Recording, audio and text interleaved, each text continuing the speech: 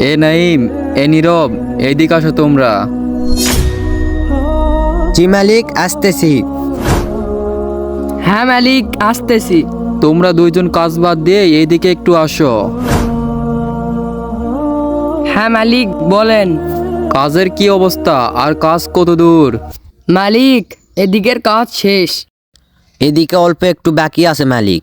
তা এইদিকে বাদ পড়লো কি জন্যে? আর তোমরা কই গিয়েছিলে? মালিক, নামাজের সময় হয়ে গেছিল। তাই আমরা নামাজ পড়তে গেছিলাম। আমি কি তোদের কি নামাজের জন্য বেতন দেই? আমি এখানে কাজ করে নেই তার জন্য তোদেরকে আমি বেতন দিই? তোদেরকে আমি নামাজের জন্য এখানে রাখছি? মালিক, আপনার কাছ থেকে আমরা এটা আশা করিনি। আপনি মুসলমান হয়ে এ কথা বলতে পারলেন? পারলে আমরা না খেয়ে থাকবো, তারপরও আপনার কাজে আর আসবো না। তো গাইস, তোমরা কখনো নামাজকে ছোট করবা না। নামাজের সময় হয়ে গেলে অবশ্যই নামাজটি আগে পড়বে আর কাজটি পরে করবে।